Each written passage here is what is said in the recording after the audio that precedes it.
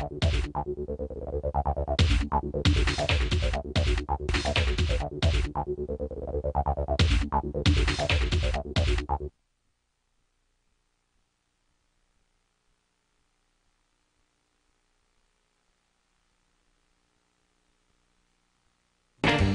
Earl Dempsey has a problem.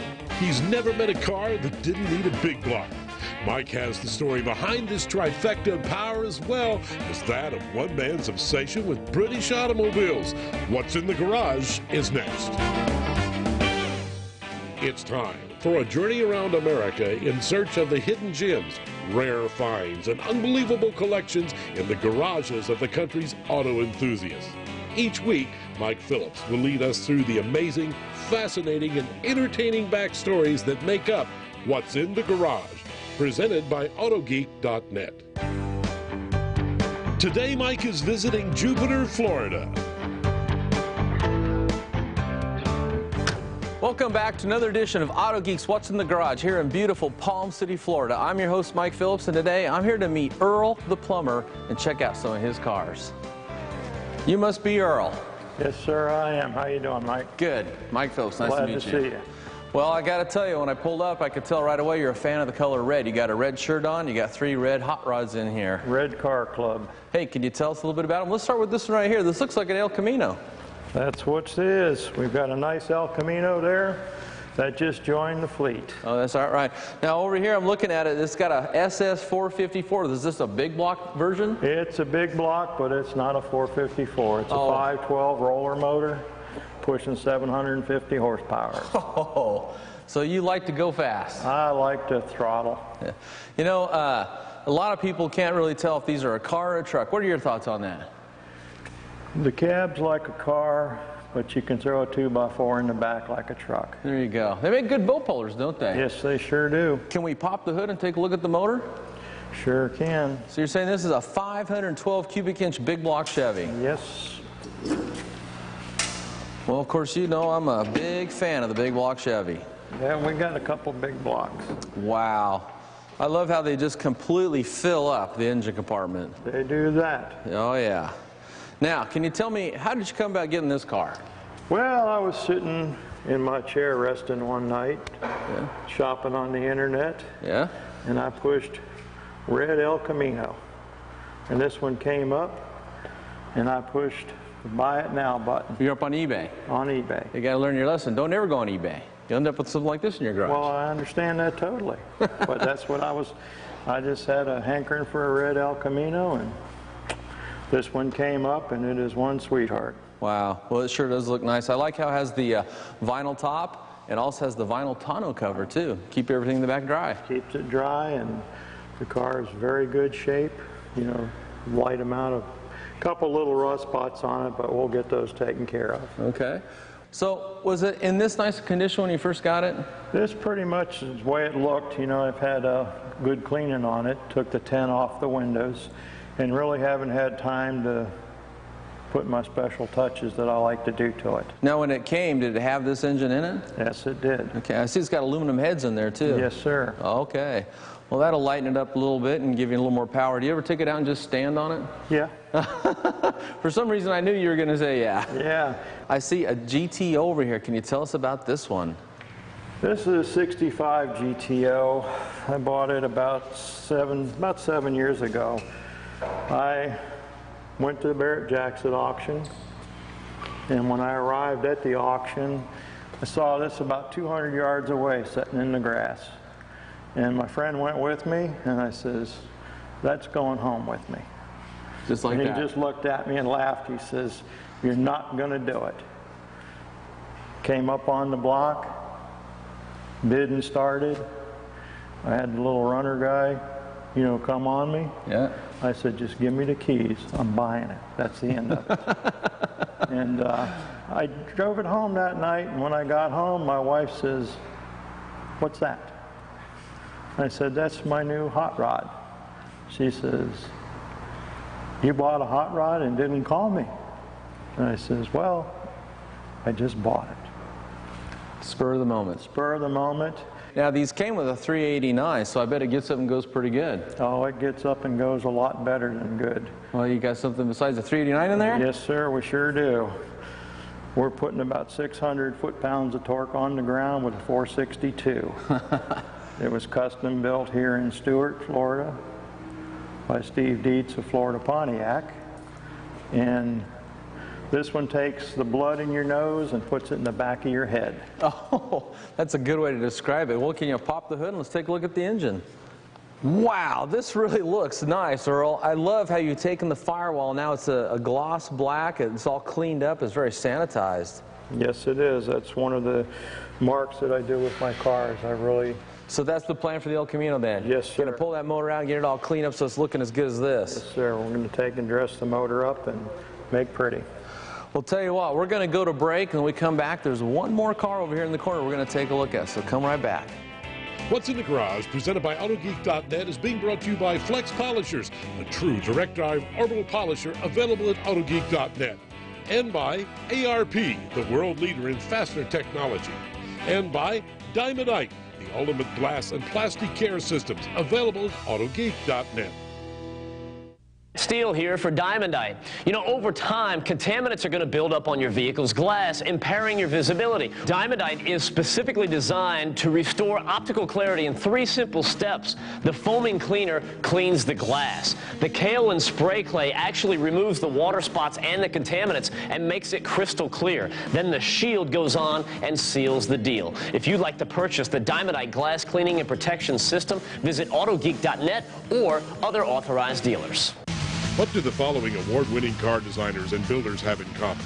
Chip Foose, Brian Fuller, Alan Johnson, Justin Padfield, Mark Stilo, Steve Strope, Denny Terzic, Troy Trepanier.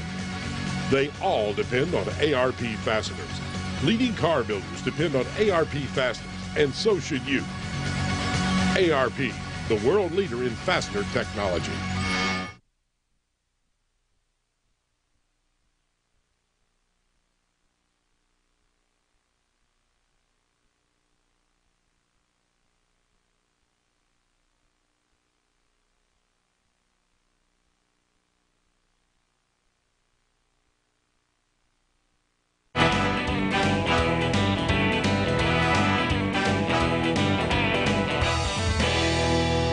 Welcome back to Autogeek's What's in the Garage. Now, before we take a look at this next car, I want to just ask Earl a couple things about this awesome garage he's got here. Earl, I noticed, first of all, you got your own hydraulic lift. Obviously, you'd like to do your own work. Is that right? Yes, I like to play with them and work on them a little bit.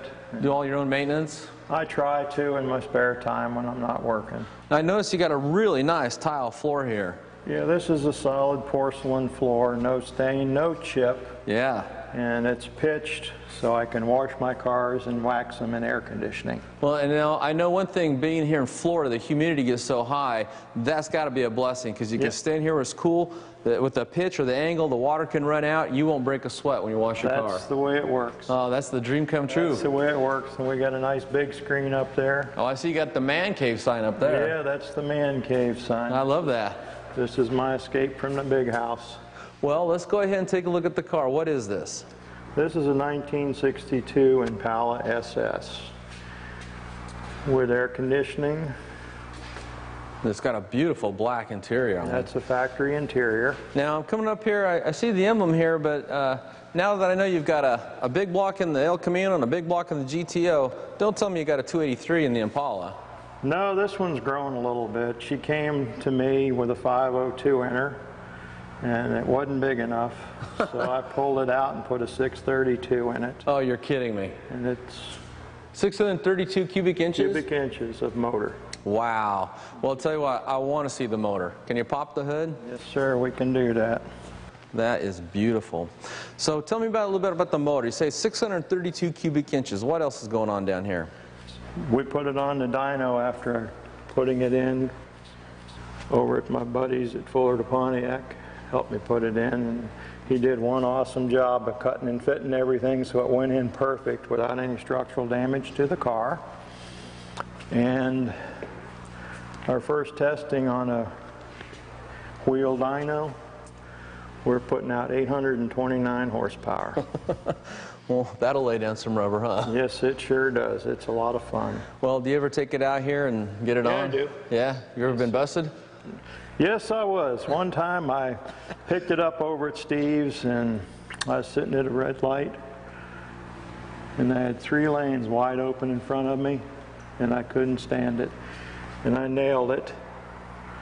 And then I looked in my rearview mirror, and there was a nice Martin County deputy behind me. A really nice one. Way behind me. Yeah.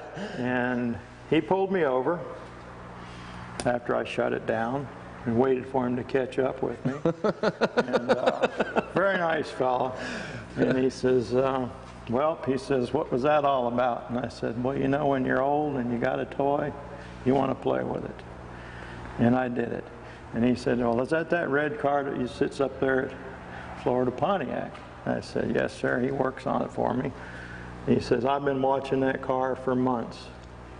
And he says, I was wondering what was in it. Now I know. But he says, I'm going to have to do something here because you were misbehaving. And he says, what do you think I ought to do to you?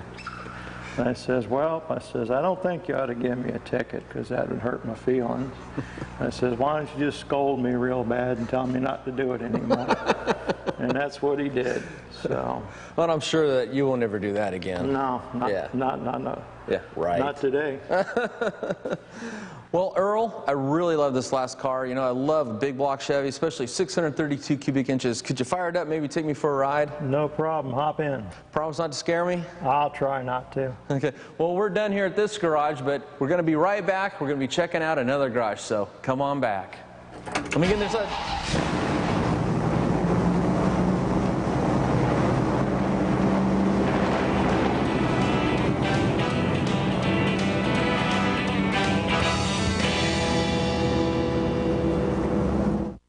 Steele here from Manzurna Polishes. You know, the name Manzurna has been synonymous with quality, performance, and paint correction at the top German automotive companies for over 120 years. Manufacturers like BMW and Mercedes actually use Manzurna on the assembly line to create that flawless finish that the German automobiles are known for. And now you can get that same assembly line finish on your car in your garage. Manzurna Polishes are available at Autogeek.net and other authorized Manzurna dealers. Since their creation, Americans have strived to make their cars their own. They've cut, chopped, slammed, hammered, welded, painted, and customized them. As Americans, we have the freedom to push the limits, the fortitude to change, to make good things great and great things better. For some, it's a hobby. For others, it's a passion. For Locar, it's an obsession. Al's Liner is the only professional-grade truck bed liner kit designed for the do-it-yourself user. Are you looking for a coating that allows you to control the texture, color, thickness, and even the hardness of the material? Al's gives you all this and more. Easily applied to metals, wood, concrete, fiberglass, or just about anything by spraying with our custom spray gun or brushing and rolling. Al's gives you the options, accessories, and additives you want at a fraction of the cost. We have the background and knowledge to make even the first-time applicator look like a pro. To get more information or to find a retailer near you, log on now to alsliner.com. Waiting on back orders again? Your neighbor isn't. He ordered from NPD. National Parts Depot continues to be the nation's leading source for quality restoration parts and supplies for Ford, Truck, Mustang, Camaro, Chevelle, and Firebird. With 4 strategically located superstores, you'll find everything you need shipped to your door within 1 to 3 business days. For your free catalog, visit NPD online or call toll-free. Don't let back orders stall your project. NPD takes the frustration out of restoration.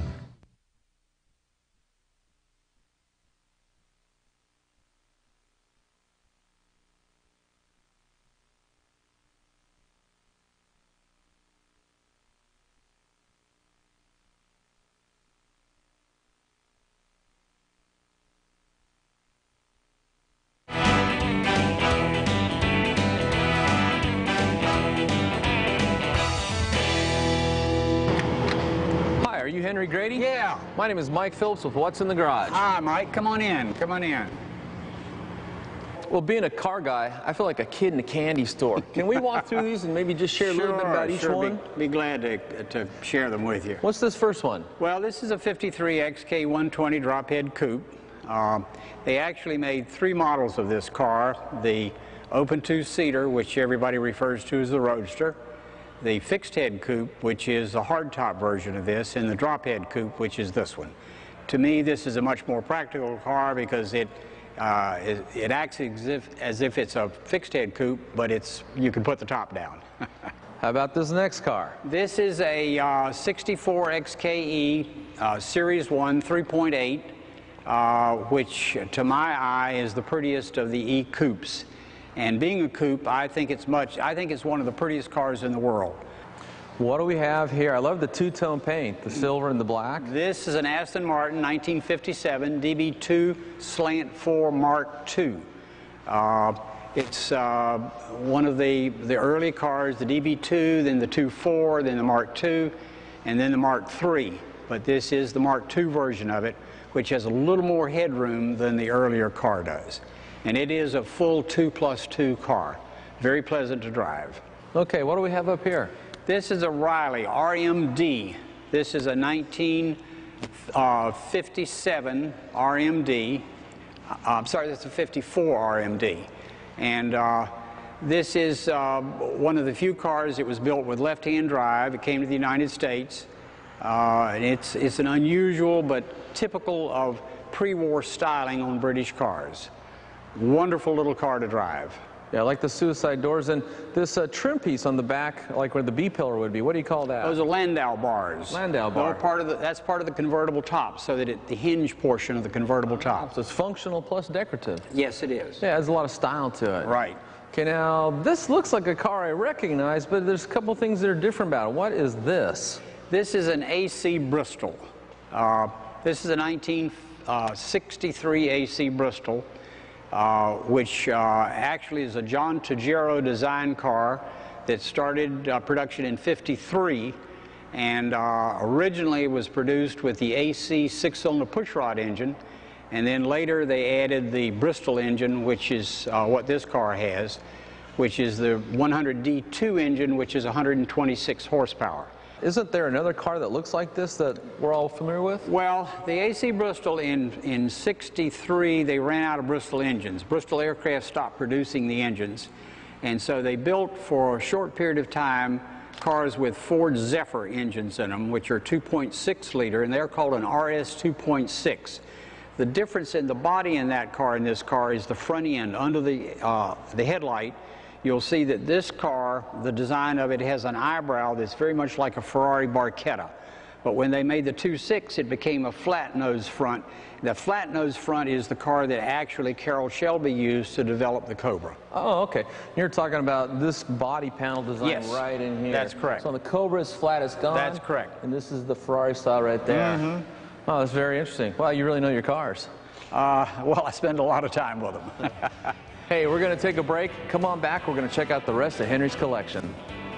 What's in the Garage, presented by Autogeek.net, is being brought to you by Wolfgang for long-lasting protection and a crystal shine, available at Autogeek.net, and by Nincerna, the world's finest polishing materials, available at Autogeek.net, and by Low Car Performance Products, quality, plain and simple. For years, PBM has supplied hardcore performance products to the professional machine shop and custom engine builder. At PBM, we listen to what our customer needs are, and we are constantly changing our products to keep up to date with the latest technology and engine combinations. We offer only high-quality components, and our products are suited to various performance levels, from street, drag racing, oval tracks, and professional venues. We dyno test not just individual components to confirm performance and reliability, but complete engine combinations. To learn more, log on to pbmperson.com. Autogeek.net has everything you need to keep your vehicle looking its very best. Mothers, Meguiar's, 3M, Pinnacle, just to name a few. In fact, Autogeek carries over 60 brands with thousands of unique items. The expert staff can answer any question you have about any product via email, discussion forum, live chat, or by phone. The selection is huge, the prices are low, and they ship it right to your door. It couldn't possibly get any easier. Autogeek.net. We are car care. What do the following award-winning car designers and builders have in common? Chip Foose, Brian Fuller, Alan Johnson, Justin Padfield, Mark Stilo, Steve Strope, Denny Terzic, Troy Trepanier. They all depend on ARP fasteners. Leading car builders depend on ARP fasteners, and so should you. ARP, the world leader in fastener technology.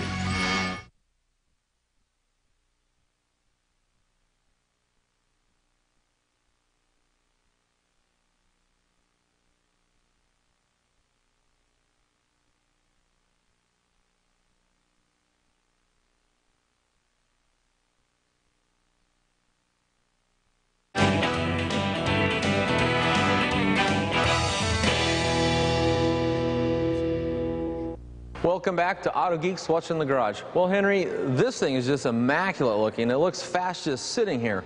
What is this? This is a 1958 Tajiro Jaguar. John Tajiro, who was the designer of the original AC Ace body, which we just talked about, built about 100 cars altogether.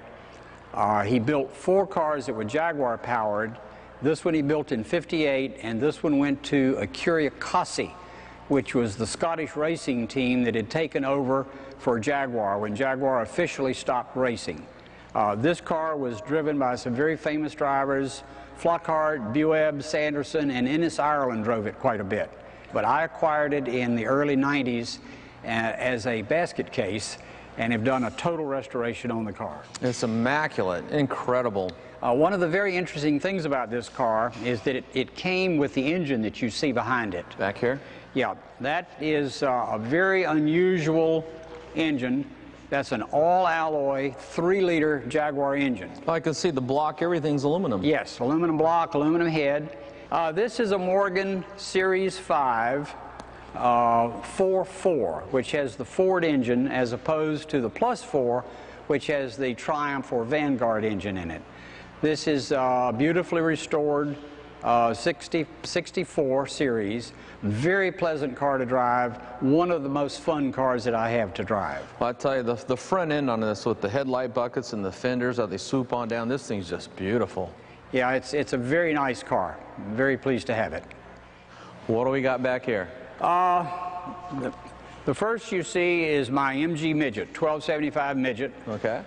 Which is my favorite race car. I still vintage race this car. I run it several times a year. It's a 1275 engine, a little more powerful than a regular 1275. And it's just the most fun race car that I have. This is a 1964 356 SC. The S stands for super, which means that the engine is more powerful than a standard one. And this one is actually 107 horsepower. This one caught my eye as soon as I walked in. I love the two-tone red and black with the really nice slope-back grille. What is this? This is a 1953 EMW 327 Slant 3. EMW? EMW, not BMW.